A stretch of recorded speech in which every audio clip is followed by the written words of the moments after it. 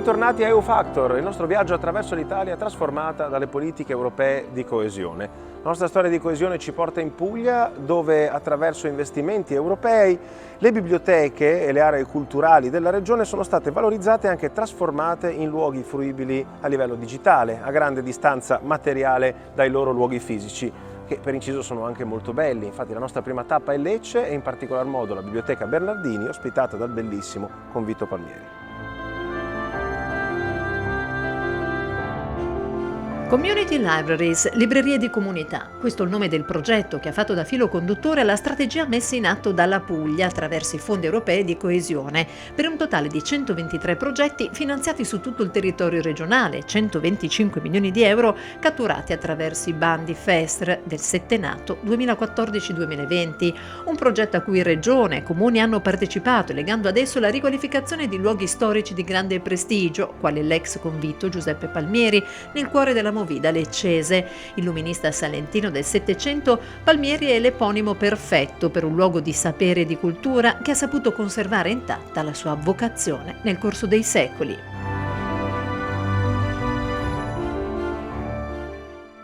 Questo è il luogo fisico in cui la biblioteca è nata nel 1863 per iniziativa di Sigismondo Castromediano, eroe nazionale del Risorgimento. Noi siamo stati qui dal 1863 al 1979. I lavori di ristrutturazione del Convitto Palmieri sono durati una quarantina d'anni e hanno dovuto sempre attendere fondi esterni, soprattutto i fondi europei. Siamo tornati qui nel 2009, 40 anni dopo. La ristrutturazione per scelta in questa sala ha conservato il disegno architettonico originario, mentre tutti gli altri interni del Convitto Palmieri sono stati ovviamente modificati. Per scelta questa sala è rimasta architettonicamente identica a com'era nel 1863.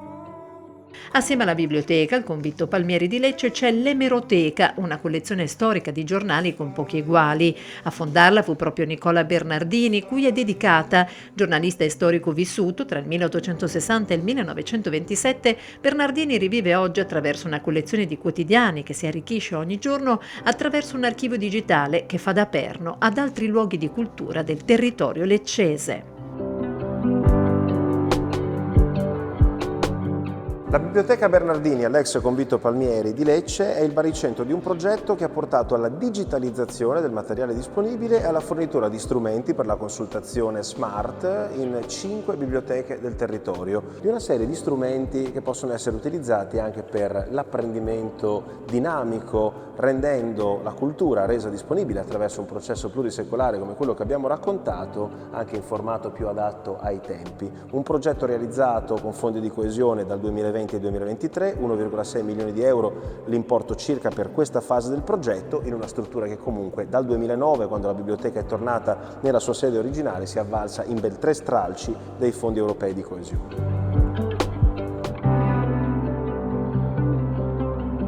Sempre a Lecce, la sinergia tra fondi europei e locali ha permesso di recuperare un altro luogo di cultura, ora adibito a Community Library, la Biblioteca Ogni Bene, inaugurata il 20 marzo del 2022. Il progetto è nato attraverso un percorso partecipativo che ha visto coinvolta la cittadinanza a partire dal 2017. Questo luogo è stato sartoria militare, annesso all'edificio, al convento che si trova all'interno di questo complesso monumentale, e poi è stato abbandonato per tanti anni, è stato ristrutturato, recuperato e poi grazie a questa progettualità è diventato un luogo utilizzato dalla comunità. Il progetto è nato intorno all'idea che il gioco e la lettura possono costituire un elemento di coesione tra le diverse età. Progressivamente stiamo raggiungendo vari pubblici. La mattina è prevalentemente frequentata da pensionati, da persone che vengono a leggere il giornale o a prendere in prestito un libro, a restituire i libri che hanno preso in prestito. Molti studenti, soprattutto nella pausa pranzo di passaggio, no? All'uscita da scuola e poi tantissimi bambini soprattutto. Più del 50% dei libri che possediamo sono praticamente in prestito in questo momento, quindi c'è un tasso di circolazione altissimo.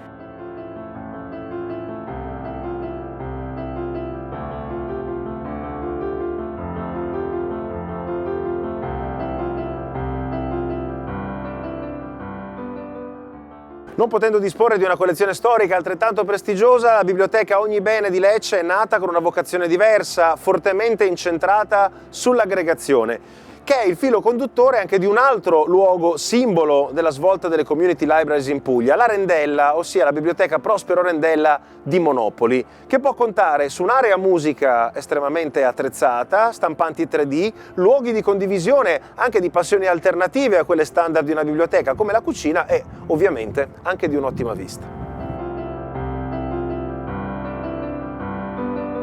Sì, l'idea di questa biblioteca è fare un luogo di aggregazione, uno spazio in cui la gente possa incontrarsi, uno spazio in cui l'argomento dello studio, della ricerca, della lettura è uno degli argomenti, probabilmente il più importante, ma è uno degli argomenti per incontrarsi.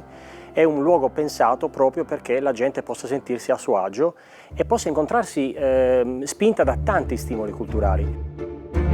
Alla Rendella si rivolge chi desidera incidere un brano musicale, ad imparare a degustare il tradizionale olio d'oliva oppure a dedicarsi allo storytelling digitale con gli strumenti che lo permettono. Servizi appositi sono dedicati alle persone ipovedenti, è sufficiente inserire un libro appena preso a prestito nell'apposito lettore per ascoltarlo. Accessibilità e inclusività sono le parole chiave di questo luogo di cultura. Luca, Mergalli, non c'è più tempo. Come reagire agli allarmi ambientali? Come temo, il tempo che inizia. A mancare comprendere che quella climatica e ambientale è un'emergenza. L'altro obiettivo che ci siamo dati era quello di portare all'interno della Biblioteca Rendella anche cittadini che non sono di nazionalità italiana. Noi li chiamiamo i nuovi monopolitani, no? Coloro i quali hanno scelto questa città per ragioni di lavoro o d'amore o di famiglia, eccetera. L'obiettivo è stato raggiunto come? Aggiungendo al patrimonio fisico, al patrimonio librario fisico, un patrimonio librario digitale attraverso una piattaforma che si chiama MLOL per ricercare volumi o riviste nelle loro lingue. Quindi stiamo parlando di un patrimonio librario di milioni di libri e milioni di riviste in quasi tutte le lingue del mondo. Le community library della Puglia puntano insomma ad aprire le loro porte a nuovi segmenti di pubblico e il caso più emblematico si incontra a Bari, dove ad offrire nuove modalità di fruizione è un luogo tradizionalmente ristretto, la biblioteca universitaria. Al Politecnico di Bari, o Poliba, un intero piano è stato dedicato ad un luogo di cultura che l'Ateneo utilizza per rinvitare la città.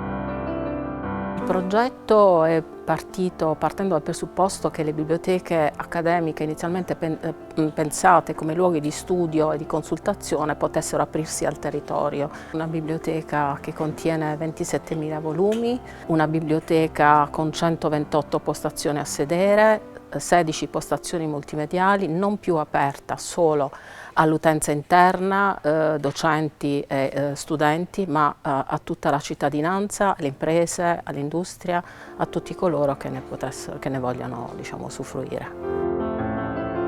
Ci siamo posizionati tra i primi finanziati con un finanziamento appunto di 1.900.000 euro, quindi un ruolo assolutamente determinante. Una biblioteca ha bisogno di proteggere i libri e per questo mediamente si trovano negli spazi scuri, ombreggiati. Noi abbiamo fatto la scelta di creare invece un luogo che fosse ampio, luminoso, che potesse guardare i panorami proprio per poter accogliere nel modo più dinamico le persone. Per far questo, ad esempio, abbiamo dovuto utilizzare delle pellicole che potessero filtrare la luce garantendo la maggiore durabilità del libro, la maggiore visibilità dello stesso. Abbiamo integrato gli impianti clima per poter miscelare chiaramente controllare le temperature. Abbiamo introdotto elementi come frangisole per cercare di contenere chiaramente i carichi termici all'interno delle sale. Abbiamo fatto la scelta di non alimentare elettricamente, come si fa solitamente, gli elementi della biblioteca con impianti a pavimento, ma addirittura con elementi che scorrono a soffitto, che vengono calati all'occorrenza in rapporto alla tipologia di utilizzo degli spazi. Questo ad esempio ha garantito la possibilità degli spazi di essere assolutamente versatili e quindi cambiare in occasione dell'utilizzo come biblioteca o piuttosto come conferenze o piuttosto ancora per le mostre che possono essere accolte all'interno di questi spazi. Sin dal giorno dell'inaugurazione sono pervenute numerosissime prenotazioni per poter ospitare all'interno di questi spazi delle conferenze, dei momenti di incontro pubblico, il che significa che è già materialmente entrato dentro l'immaginario collettivo della comunità di questa città e questo ci fa un grande onore come Politecnico, come presenza all'interno di questo territorio.